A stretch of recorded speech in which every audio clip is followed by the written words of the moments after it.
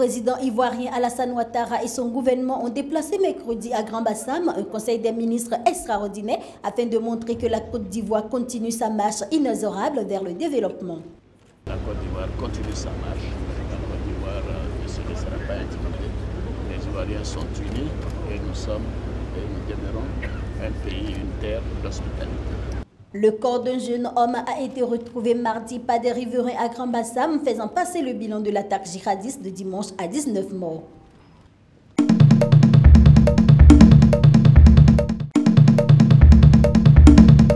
Des emplois et des conditions de vie décentes à quelques jours de la présidentielle de dimanche au Congo, où le président Sassou Nguesso brigue un nouveau mandat, ce sont les revendications qui montent de quartiers déshérités du sud de Brazzaville. Pour le prochain président, ce que nous attendons, c'est l'amélioration du niveau de vie des Congolais, que ce soit en matière d'éducation, en matière du travail. C'est vraiment, il faut qu'il y ait vraiment un changement sur tout ça. La santé aussi, puisque vous pouvez arriver dans un hôpital, il y a des Congolais qui meurent, parfois pour 1000 francs.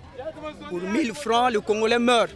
Alors que dans les anciens temps, quand les parents grandissent, ils nous racontent toujours que les hôpitaux, les soins étaient gratuits.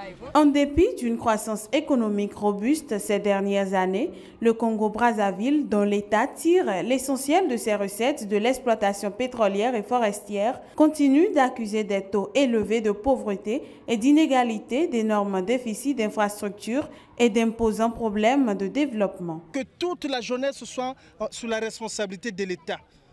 Qu'il y ait une formation qu'on appelle une formation qualifiante. Il y a trop de diplômés. Il faut former les jeunes à travers ce qu'ils vont faire à la fin. Former les jeunes sur la mécanique, sur beaucoup de choses, l'agriculture. Et surtout sur l'agriculture.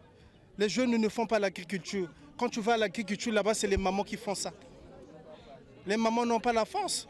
C'est cette jeunesse-là qui a la force de travailler. Lors de la présidentielle de 2009, le chef de l'État sortant avait promis à ses concitoyens un chemin d'avenir qui passait de la modernisation à l'industrialisation du pays. Mais les autorités le reconnaissent.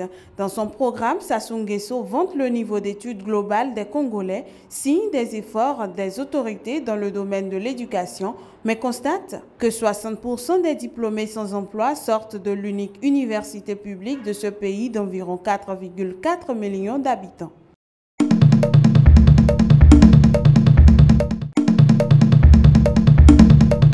Le président sénégalais Macky Sall était en campagne à Tis mercredi, à quelques jours du référendum sur la révision de la Constitution au Sénégal. Cette révision constitutionnelle prévoit notamment une réduction du mandat présidentiel de 7 à 5 ans.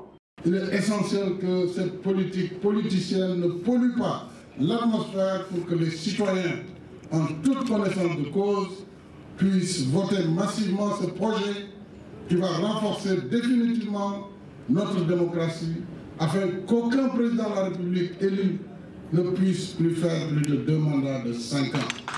Le président Macky Sall a affirmé avoir obligation de se conformer à la décision du Conseil constitutionnel, citant l'article 92 de la Constitution, selon lequel les décisions de cette juridiction s'imposent au pouvoir public et à toutes les autorités administratives et juridictionnelles.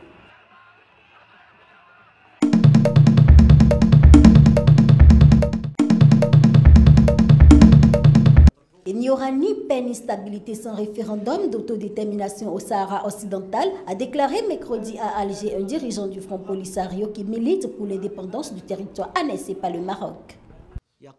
Le communiqué du gouvernement marocain dit qu'il se garde le droit de prendre d'autres mesures pour défendre ses terres. C'est donc une menace de guerre. C'est du terrorisme.